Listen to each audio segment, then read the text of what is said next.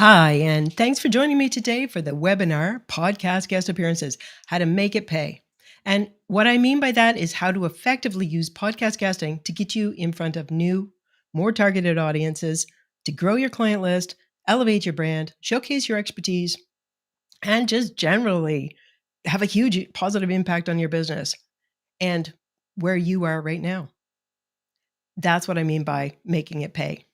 So, by the way, I'm September Smith of Course Consulting, and my focus, my specialty is helping entrepreneurs and business people really leverage the potential of the opportunity of podcast guesting. I think it's one of the biggest opportunities out there right now. So, right off the top, I want to ask you, have you done any podcast guesting? And did it help your business? Drop a comment in the chat and let us know. And feel free to drop any comments in the chat related to what we're doing here today. So, as entrepreneurs, and most of the people on this call are either entrepreneurs, coaches, business people of some sort, or thought leaders who want to figure out how they can be getting their message out to the world. And to do that, producing content for our marketing, good content that positions us correctly and attracts our ideal clients, is an increasing part of the load that we bear. And whether you have to do it yourself or pay someone to do it for you. So, in today's webinar, what if I offered you to show you a process to consistently get high value content for your business that features you, showcases you, that's created for you for free with no work required on your part? It's showcased and promoted for you, and it's promoted to your target audience. And it's not social media. We're all a little bit gun shy this week after what happened with social media on Monday. It's broadcast media. It's in a whole different realm. It's a whole different thing happening out there. So all of this that we're looking at here is what you can get from podcast guesting if you follow a strategic approach, a strategic process that I use with my clients. And so what if I did offer this to you? Would you take me up on that offer? You should. Well, that's what I set out to do both with my clients, but also here today on this webinar. And even if we never end up working together, my wish is that at very least, you will be one less person who's wasting your time, podcast host time, and missing out on the full potential of the opportunity of podcast guesting. Again, as this week's Facebook Meltdown emphasized, we need to diversify our content and where our content is found online. Social media is just one part of that, and it continues to be an ongoing necessity, kind of like fossil fuels, but is an increasingly unreliable one. Podcast platforms offer an attractive addition to your content mix, and guesting is the easiest way to leverage them. So, the ground that I'm going to be covering today is the situation for people who are wanting to get started with podcast hosting or podcast guesting. Sorry, don't do the hosting. I do the hosting. It takes a lot of time. And then some context around why podcast guest appearances are the best bang for your buck. Some hazards, the biggest self-sabotaging mistakes that people are making when they try to do the podcast guesting. And then the process, the 5 strategic steps in the strategic guesting process. And of course, there's going to be time also at the end for question and answers. So please drop your questions and your comments. Hey, Lorna, nice to have you here. Drop your comments and your questions in there because I want to do what I can to, like I said, I wish that everybody was able to leverage this amazing opportunity that's available to us right now. I can't speak for the future of that. So how this all came to be. It was actually through my podcast. Shameless promotion here. Not really. It was through podcasting that I was seeing a gap. I was seeing, for my podcast, obviously, it's all about women, conversations with women doing awesome shit. I was seeing way too many super fascinating women who were doing that awesome shit. And they really needed to be harnessing the opportunity of podcast guesting to get their message out there so that people would know about them. And while they were really amazing at what they did not know how to tell their story, that succinct, sell it story that they needed to tell, or how to tell it, let alone all of the other how to information that you need to know to effectively be using podcast guesting. So I really wanted to help them. I wanted them to be able to get their message out via this incredible media opportunity. And I thought, okay, there must be companies out there who give all the training, the intel, the coaching, and the support that they needed to really get dug in on this. So, on behalf of those women, because some of them were business associates of mine, some of them were friends of mine, that I thought she should be in podcasts, I went looking for companies to figure out your brand story, because that's key, to find you podcast guesting spots, companies that could help you write your pitches, and companies that will help you repurpose your content, because that is, again, a big part of how you really make this thing pay. And then companies that could help you plan and post your promotional content online. Well, turns out after I went looking, I did find companies too that were out there that would find your story, find you spots, write your pitches, help you with repurposing, and plan and promote it for you. It was a little bit discouraging to find that there was no one company that did all of this, aspects of it, but no one company. In fact, the response I had from one company that I asked whether, like, you're doing great stuff, you're really helping people. Do you help them find their brand story? And the response was, oh, God, no. If they don't have their story, we cannot help them. So, looking at that and looking at the cost that this presented with somebody who wanted to get help doing it, me and Gandhi, man, be the change. Me and Gandhi, we're almost twins. I got the hair gene. So I wanted to be there to be, I wanted for them to be a one-stop shop where they could find all the things that they needed to do. The people who were aspiring to use podcast guesting, they could come and get everything from their story all the way through to what do I do with it after this episode drops. And so nothing for it, that be the change thing. I pulled it all together in a program. And that program is my Podcast Guest Fast Track program.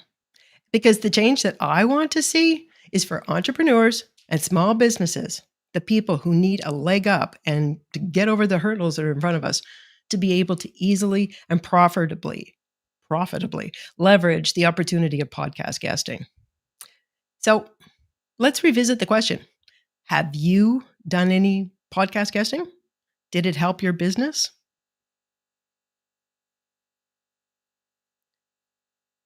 Because when you do your podcast guesting, we want to ensure that you are getting best bang for your buck.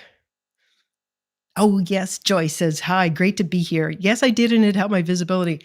It really does help your visibility. We're going to get into it more, but when people see, but also they see that you were on a podcast and then they listen to it, they really get an eye into who you are and what it is you do, how you help people, but they also kind of really connect with you and they have this feeling of, I know who this person is.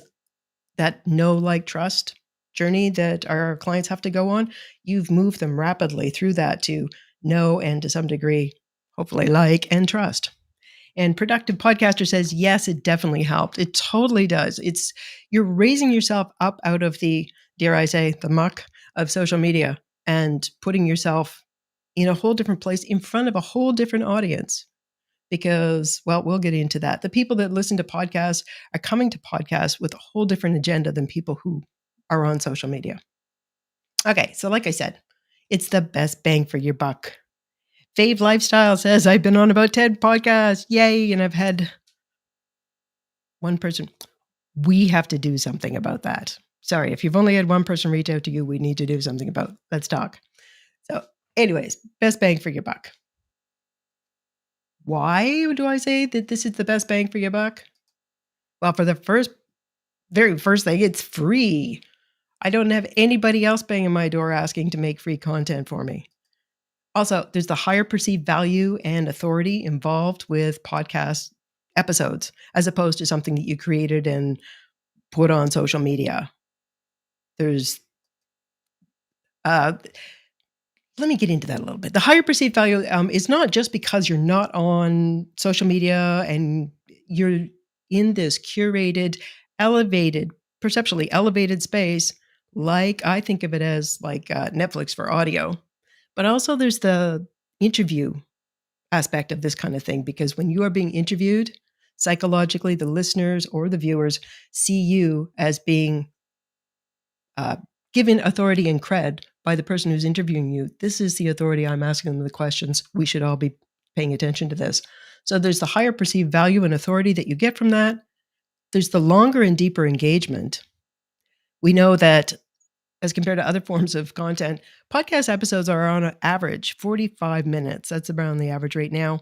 And we know from the stats that they keep gathering that the average podcast listener will stick with an episode for 80% of that entire episode. That means, on average, you have the ability to get in people's heads for 32 minutes and have them listen to you. I defy you to find another platform or another way that you can get your content and have people engaging with it for that duration. It's also being actively promoted by someone else. They have a stake in it as well. So they're helping people to find your content. Again, what other venue does that for you? High repurposing value, it is a wealth, an absolute wealth of content. You can be repurposing that stuff as blog posts, as memes, as audiograms, turn it into an article, turn it into an ebook.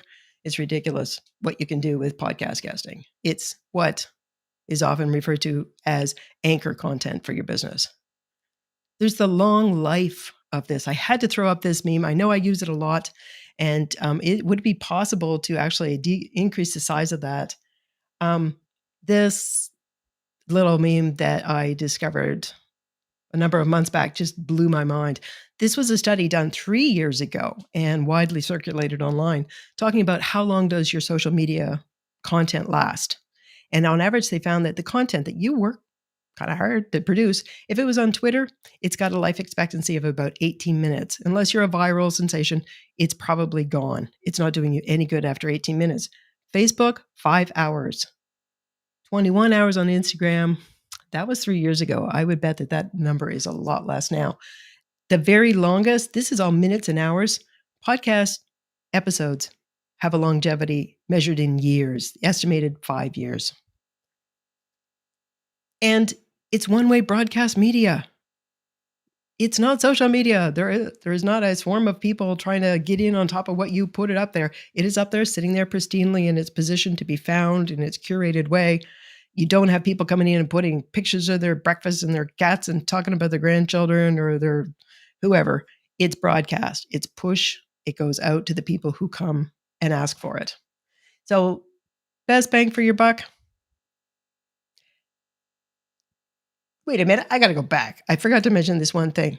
When we've got this thing on broadcast media, what a lot of people don't realize is that when you have your episodes there, your episodes, if the host is a diligent host, will have all of your links attached to that. That means that your website links and your profile links for social media, but your website links are on those platforms. And these are some of the biggest platforms on the planet. They are pointing back at your website.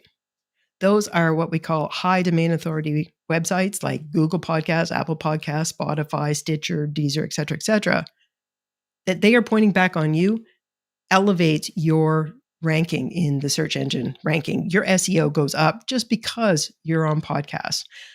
You cannot find another form of content that compares with podcast guest appearances for the value that you can get from it if you do it right. So I just keep slagging off social media.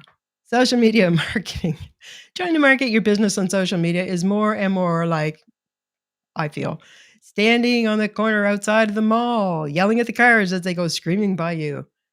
You are not where the people are thinking about shopping. They are speeding by on their way somewhere else. And over the course of the pandemic, we know studies have found that because we're consuming we can't go out, we're in lockdown a lot of the time, we're consuming so much more content online, people have really become more adept at avoiding being sold to, avoiding advertisements, but also anything that smacks of, you're trying to sell me. So the people that you're trying to scream at on the street corner outside the mall on social media, They're trying to ignore you. You're in the wrong place. And to make it worse, if last Monday is any indicator, hopefully that won't happen again, but sometimes your traffic disappears altogether and you're screaming into the void. So, what you want to do is to get your guest expert interview content that's showcasing you onto podcasts. And it's like moving your marketing off the street and into the mall. If you imagine the mall being, say, for example, Google Podcasts and all of the different shows that are on podcasts, think of them as different shops and venues within that mall. That's where people go. They come specifically to peruse, to discover, and to shop. Podcasts, you should note, have one of the highest post-engagement purchase rates of any form of content. And that has a lot to do with the depth and the length of engagement that people have with the podcast content. It's really unparalleled by any other form of content that you could create. So if we're thinking about it in terms of the mall, and your aim should be, your strategy should be to get your episodes where you know your target audience is. Think of it as having your brand in as many shops in that mall so that your ideal clients have a better chance of finding you. Like I said up at the top of these episodes, these are high-value promotional content pieces that you've created, featuring you, created for you for free, showcased and promoted in all of these venues where you target your audience that is most likely hanging out there. And the great thing is it stays displayed and findable on the shelves of these metaphorical shops forever.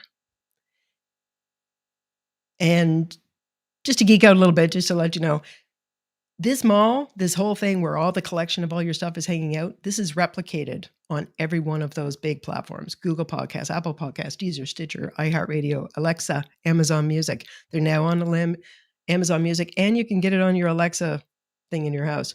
So this kind of makes yelling at cars every day on the mean streets of social media feel kind of unappetizing. I don't know, just me. So I want to get into the biggest mistakes that I see people making.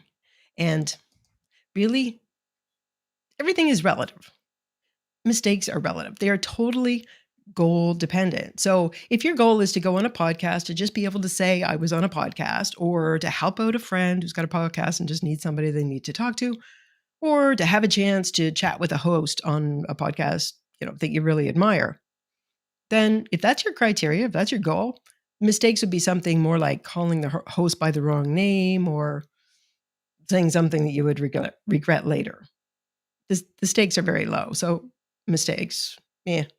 However, if your goal is great episodes that showcase you, encapsulate your unique impact, and act as a brand emissary wherever they are found, all drawing your ideal clients to you, then that's a whole other set of mistakes that you have potentially in front of you to be making. So that's what I'm talking about. Let's look at what those are.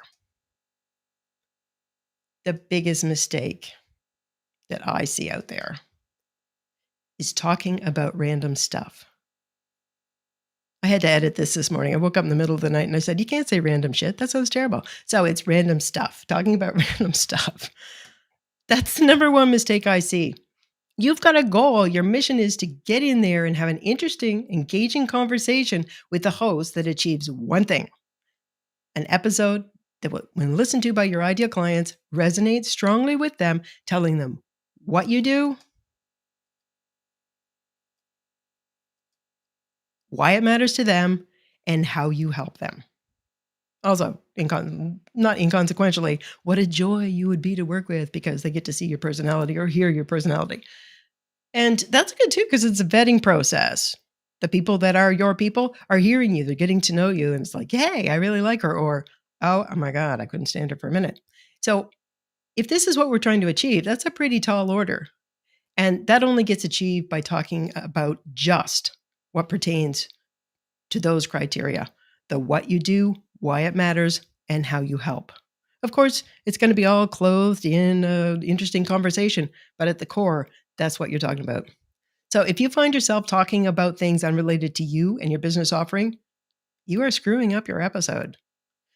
If somebody, say an ideal client, tunes into that episode and they hear you talking about random stuff, you're obscuring your value. They are not going to be locking on to you as that person, that solution that they are looking for, the person they need to be working with. So that's the first big mistake I see, and I see it a lot. The next one, being in the wrong place. If you're on the wrong podcast show, in the wrong venue, if we're thinking about that mall scenario, you're in the wrong shops.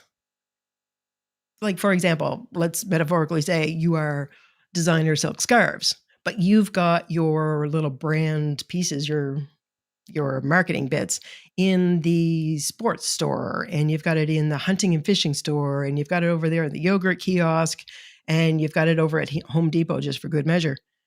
You're in front of the wrong audience. Those people did not come to those places to hear about what you want to talk about. So you need to know what is the right place, and you need to ensure that the shows that you go on are the right venues. They are the right place for you and for your message. And the last thing, doing nothing with it. This is something that I'll give you some insider information on this one. Podcast host, it breaks our heart. It's really actually annoying if you get in a conversation with a bunch of people who have podcasts and they're talking about, oh my God, yes, what's the deal here? They do nothing with it. This amazing content, and they just they do nothing with it. So just to kind of give you the context to this, if you were going to go into a studio and to pay the team in that studio to create a 30+ minute piece of audio or video content for you, to have someone interview you and to make you the star and to ask you all the right questions, to highlight your expertise and your sterling character, and then to produce it for you, producing audio or video content takes a lot of time. Can you imagine what that would cost you if you just went into that studio and requested that?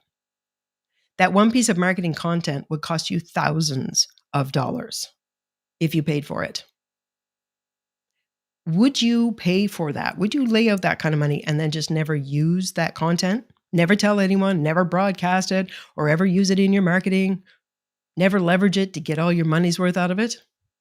Yet, that is exactly what too many people are doing with their podcast episodes. Use it. It does nothing for your social proof. And when you're not doing anything with it, social proof is a huge part of it. We've got the content, but then there's the social proof as well. Think about how many times you've seen as seen on, be it as seen on NBC, ABC, or as seen on the whatever show, or as seen in this magazine. The reason that people are putting that in there is social proof. And again, back to people's psychology, we're pretty primitive creatures, actually. If we see that, what that says to us on a very base subconscious level is like, oh, other people like them, other people approve of them, and it elevates our estimation of them. That's why. Well, if you've been on a podcast and you're not telling anybody about it and it doesn't show up on your website and I can't find it on your social media profile, you're missing that opportunity. People aren't going to go, ooh, look at her, or look at him. They've been on the whatever show. There's credit in that. It differentiates you from your competition, from your peers. Use that. And the last opportunity that I see that's being squandered far too often is the opportunity of relationships. That host that extended that hospitality to you, and let's face it, if you're an entrepreneur, coach, or business person, the host that you're working with is probably one as well. They have invited you onto their show to become a part of their work, part of what they put out into the world. By not creating that connection before, during, and after your podcast episode, you are missing opportunities for networking, for collaboration, the mutual benefit for the two of you, and future opportunities that could arise when you have created a meaningful connection with that host. Here's another insider tip. When podcasters get together, we really appreciate it when people promote the episode we created for them. We appreciate it so much, and we like them so much for it. We work harder on their behalf to promote their stuff. So there's a little bit of incentive for you. If you want them to really promote your episode that they've created for you, you promote it, collaborate with them. Okay, blah, blah, blah, blah. Let's get to the process. So those are the three big mistakes. What's the process that's going to ensure that we don't make those mistakes or we minimize those mistakes? Well, the process really flows out of your purpose. What's your purpose? What are your goals? What do you want this to do for you? Figure out the process. And in this case, it's a 5-step process. And that's how you get to the payoff. And that's what we're looking for here, the payoff. So I'm going to tell you the 5 steps that make up my process, the strategic guesting process. And the first one is your signature brand story. This addresses a lot of things, including the number one mistake of talking about random stuff. Yes, I changed it. Good. You need to know your brand story. If you know your brand story, you're less likely to end up over there talking about random stuff that's just going to be obfuscating your entire value to people who find your podcast episode. And when I'm talking about your brand story, story here does not mean your life story. It doesn't mean your business origin story. It doesn't mean your chronology. And it sure doesn't mean what you think you want people to, what you think you want to tell people. Quite unfortunately, that often gets in the way of creating a good brand story. Your signature brand story is the unique story that what you do, why it matters, and how you help story that's going to connect with people, that's going to sell. This is the most important step in the process because everything else hinges on it. The rest of the process hinges on you making sure that you've got that story. And it's really super hard to figure out your own brand story. And that's why branding coaches and copywriters charge hefty fees to help you do that. It takes an objective outsider with skills to do this, to see your story in the light of what your goals are and what a stranger needs to hear to achieve that. And not being able to do that yourself does not mean you are not intelligent. It is no statement on you. I have worked with some of the smartest, and I'm not joking when I say literally genius level people, academics and scientists doing cutting edge research to help them pull out a story that needed telling. Being that skilled, objective outsider, that's part of my 15-year career as a lead instructional designer. I can get the story. I could not do what they were doing. I absolutely could not. But I can identify and I can create that story that the world needs to understand why what they do matters. And that's what you need. Like I said, it all hinges on your story and how you tell it. In this webinar, for most of the process, I'm not going to go super deep. We don't have the time to do that. But my instructional designer self does want to give you a little bit more insight on this whole thing of story, this very crucial step. There's a lot more to it. But let's take a peek at how I approach this, my formula. So as a podcast host and a producer and an instructional designer, I look at every person, but first you have to know what are their goals. And their podcast episode has to be seen, for me, through that podcast lens. What makes a good episode for them, for the podcast host, but also for their audience? What ensures that we get something that is going to achieve all those goals? So we match it with that. But I also look at it through the lens, that 15-year professional design experience lens, where there are 2 questions that are key for any impactful project, really anyone. And the first thing is, what do we need people to think when they finish interacting with this thing that we're creating, when they finish dealing with us or our content? What do we need them to think? How do we want them to think? How do we want them to feel? That's the first thing. And the second thing is, what's the story that they need to hear for them to think that? And you might be thinking, well, that sounds really manipulative. But actually, from marketing to political messaging to internet propaganda campaigns, all right, that's manipulative, to your podcast appearances, it's all stories. That's how we encode and understand and emotionally bond with information as humans. Again, we're pretty primitive. If you need to think about what's the story that's going to change the way people think and feel. So that's all I'm going to say about this. But if you are thinking, you're trying to figure out your story, you've got to think of it from those diverse lenses. The next part of the process, And it doesn't, oh, thus you get your strategy. Your target shows. This is where that being in the wrong place thing comes in to play. You've got to be thinking about what are the target shows I need to get on so that you don't get on the wrong shows. There's a process to this step. And once you have your process in place, you can effectively do it yourself. Once you know how to do this, you can do it. It's rinse and repeat. You kind of have your process for finding the shows that work for you.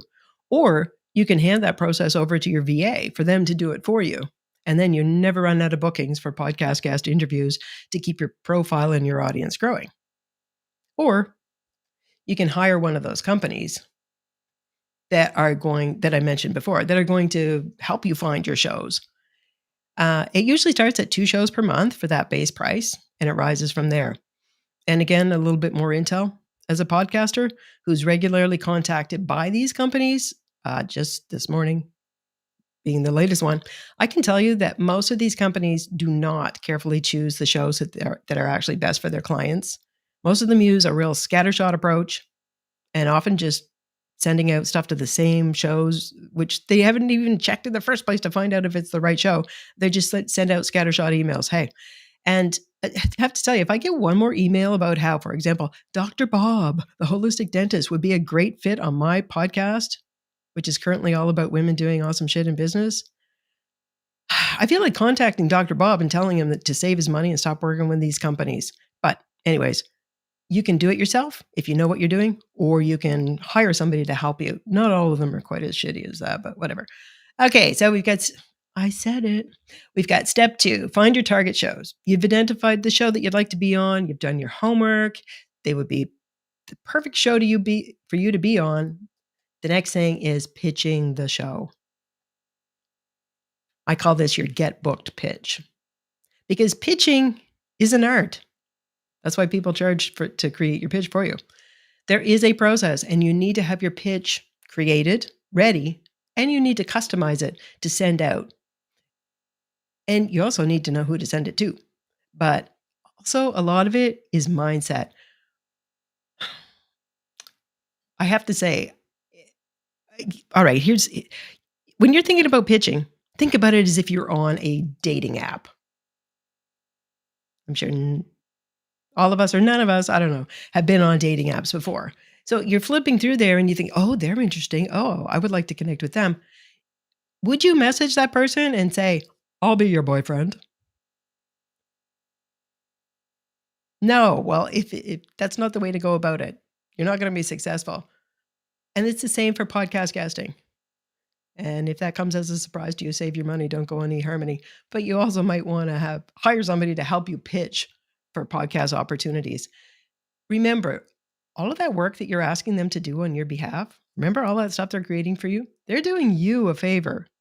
You have to make it worth their while. You have to tell them why it would be a great idea and a benefit for them to have you on their show. So that's all I'll say about pitching.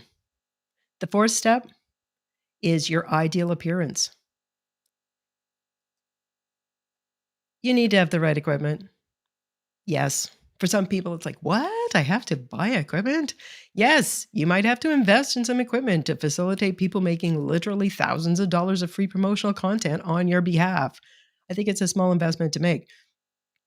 The investments that you're making up front when you're preparing to launch into this whole endeavor at becoming a successful podcast guest, these investments, there's something that you can take advantage of, and they can really turbocharge your business, all those things that I've talked about. But you got to break some eggs to make an omelet. Oh, look at me talking about cooking like I knew what I was talking about. So yes, investment. There are things that you're going to have to be getting help with. And one of them is your equipment, how to use it.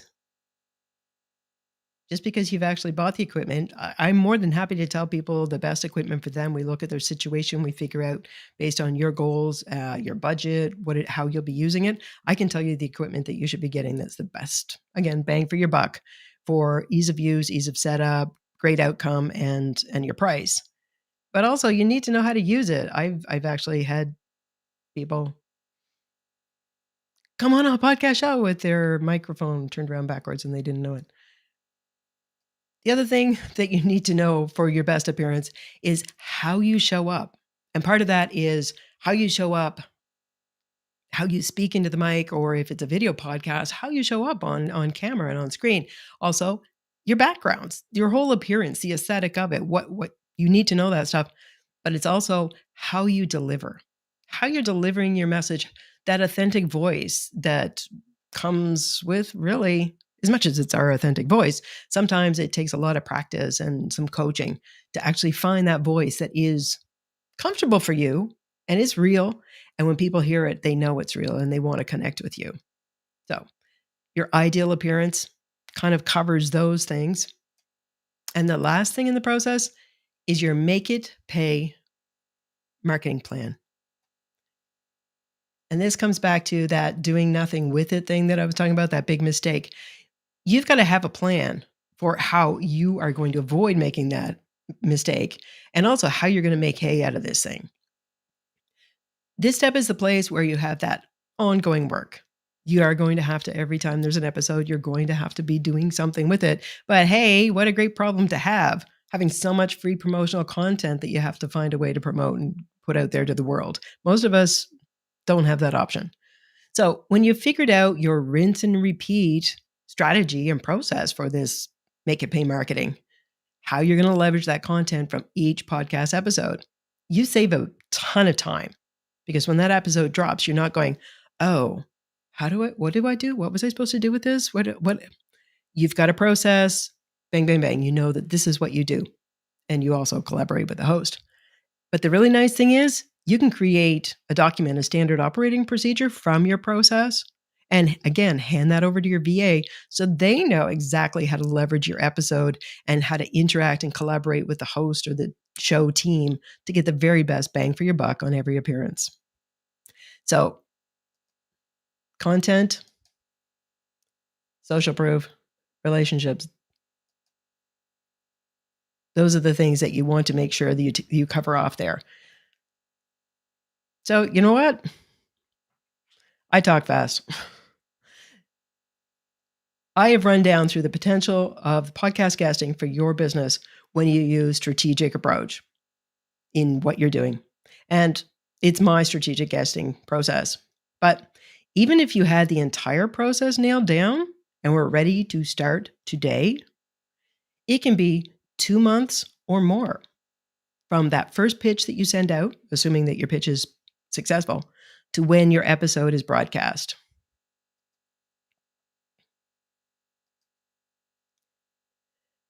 New Year's Day is just 85 days away. Oh my God. I just get a clutch in my stomach even just thinking about that. Time is of the essence. If you're ready to hit the ground running in 2022, making podcast guesting really work for you and your business, I'm running my Done With You program just one more time this year, starting November 1st, where in just 4 short condensed weeks, you will have everything you need, the entire strategic guesting process to start powerfully using podcast guesting to get in front of those new audiences, those wider audiences, establish your expertise, and grow your opportunities and your business. I also have a guarantee, and that guarantees that anybody that works with me, before we are done, I guarantee you will have at least one booking on a show that's really going to do something for your business.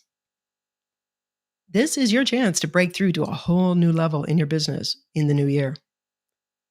And if you're ready, you are in luck. If you get on a call with me in the next 48 hours to see if this is right for you, you will save almost $900 off the price of my program. Plus, you get 2 further months of ongoing support and weekly calls and that guarantee I talked about, getting you booked on at least one podcast. And this one-time cost is actually way less than that monthly price breakdown that we saw. And it gives you everything that you're ever going to need to get started. But then you've got your entire process that just rolls on and on into the future. So you are self-sufficient in this stuff. The reason I say 48 hours is because I need to go offline on Saturday afternoon to pack up my workstation and move me and my business to Mexico for the winter. I have to be offline from Saturday afternoon. I'll be back online early next week, but that's why my offer is only good until Saturday. So the link should be both in the YouTube chat, but it should also be showing up here in the captions underneath. You get 25%, which is almost it's $875 off the price of this program. So that's me. For you, I don't want you to miss this opportunity. If you really want to make this work for you next year, and you should, let's get on a call. Let's make this happen for you. The link to where you book, as I said, is both in the chat and on the screen below. It's schedule a call. My scheduler is available until Saturday afternoon. And then this whole system I'm standing in front of, you can't see it. I'm just standing in a white void to you. I'm actually standing in front of a shit ton. She said it again, in front of a ton of equipment. So make that call. And now, with that said, let's go to the Q&A. Get your questions answered. Who has questions about getting podcast guesting working for them? Linear says, I've got so much value out of this September, and I can see I'm definitely not making the most of my guest appearances. But no more. Thank you. Yay. Success. Like I said, up at the top, even if I don't end up working with you, I would just love people to know, business people, how they can be leveraging this, because when I see the squandering of this opportunity, it's like, oh, if they only knew. So Linear, thanks for being here all the way from New Zealand. And also thanks for your comment. I have been a great many times. I have seen any impact telling my story, not a lot of return, not a lot of collaboration. It's down to you, baby. I also have a podcast, 3rd season. Yay! I'm about authenticity and vulnerability. Then you should be in that meta situation, 24K healing, where you know what you want your guests to do. You should be doing it when you do your guesting, because like I've gone through, that the guesting can really be boosting you, your business, and your podcast. So get strategic about it. I believe in the long life of podcasts. Yes, yes, yes. Oh my God, yes. There are times when I go back and relearn and re-listen to some of the most solid lessons that have helped me. The podcast was recorded years ago. Absolutely. When you go into, thank you very much, Connie. It's so nice to have you here. When you go into, say, my preferred platform is Spotify. You go in there and you put in the keywords. You're thinking, I need to learn about this, or I want to find somebody to help me with that, or get some information. I put in the keywords. Often you'll get recent episodes from whatever show. And it's great because you're discovering all these new shows and all these new people, these new experts. But sometimes the episodes are like a year old, 2 years old, as much as I've experienced, 5 years old. And if it's a news-based story, 5 years ago isn't that useful. It's interesting. But when it comes down to what you need, it can still be relevant. And you've now just discovered an expert. And turn that around, people will be discovering you as well. And I've got my tech team putting up all the comments and questions. I would like a way to find valuable guests for my podcast. Any recommendations? One recommendation I would make related to what it is we're talking about here, Chris, would be kind of reverse the process of, what we've been talking about today is how you would find the shows for you to be on. How are you going to find those guests? Kind of take it and just do a re-engineering of it, turning it around, because you're flipping it on its head. You're looking for valuable guests. Drop in the chat what kind of guests you're looking for, Chris. Who knows? Maybe somebody will say, hey, I'm your person. Oh, Bill. Nice to see you on the call today, Bill. Do podcasts need a video component, or can they be strictly audio and still be as effective? Absolutely. They do not need to have video at all. I have a video podcast, but the only reason I have a video podcast is, because when I set out making my podcast, I knew that audio had all these benefits to it, and that it was something that my clients really should be doing, should be getting into. And even people who weren't my clients, when I first started out my podcast, I would just see a woman and think, she's amazing, and create an episode just to give her that boost. And in many cases, it ended up taking me hours and hours and hours of work because she, as much as she was amazing, she didn't know what she was doing. So I put in the video component of it so that they could be using that as that social proof. They could be putting the video on their website. However, just being on an audio podcast is adequate, especially for some people who say, I have a face made for radio. If you really, whatever. If you're more comfortable, it is more comfortable not having to be on camera while you're in your zone of genius. If you are more comfortable just talking to somebody and just having the sound out there, that takes a lot of pressure off you. Then yeah, just go on an audio one because of all the things I was talking about that you get when you have your content on one of these podcasting platforms. So your choice. If you've got the opportunity and you're ready to do it, you're comfortable doing it, making sure that you have video content is really valuable because you can now, as a business person, you can go in and create it, even though it's not going to be on your channel, it's on their channel. There are, I'm not sure if it's legal or not, but we have it. It's software that you can actually download and extract the video from YouTube with of course, the soundtrack with it, so that you can get a copy of your podcast episode. And then you can use that. You can chop that up, and that repurposing that we were talking about, you can be using that in your blog posts, in articles. You can make sound files or audiograms out of it. You can be using it to create like a small ebook. And it's got that visual component of it. So the video, I think the video just adds something to it. But no, just being on audio is huge. So I work with small business, service-based businesses. Thanks for the second question, Chris.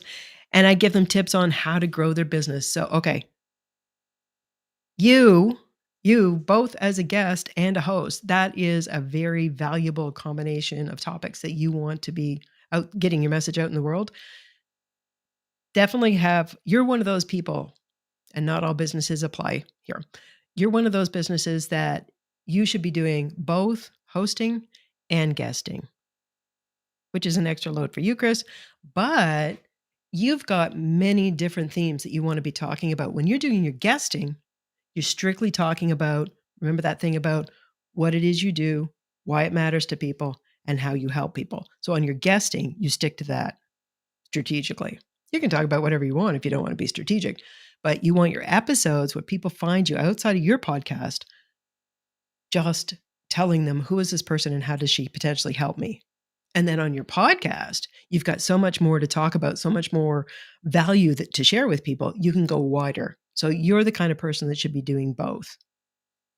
Not everybody's in that boat. And I was really disappointed earlier this year when Forbes magazine came out and said that podcasts are one of the best marketing channels for 2021 and going forward. And yeah, they are. However, the knee-jerk reaction to that by a lot of the business gurus was, start a podcast, and like telling all these small businesses that they should be starting a podcast. If you're a business like Chris, then maybe it's worth your while starting a podcast and doing guesting as well. But for many of us, where we have one core message and it's what we want people to come for, just be a guest. Like I said, it's free. It takes you about an hour of your time when you just drop by and do your interview, and you get all of that wonderful benefit that we talked about up at the top. So just before we leave, I want to just remind people that I have made this offer that if you get on a call with me before Saturday, probably evening your time, I'm on the West Coast, I am making this offer. We will make sure that we have you where you need to be. So when 85 days from now, the calendar rolls around to 2022, you are where you should be seen and heard, which is on podcasts. And that's all she wrote. Thanks so much for being here. I'll be calling. Yay, Lorna, I can't wait to talk to you. You would be amazing. And talk to you soon. Bye.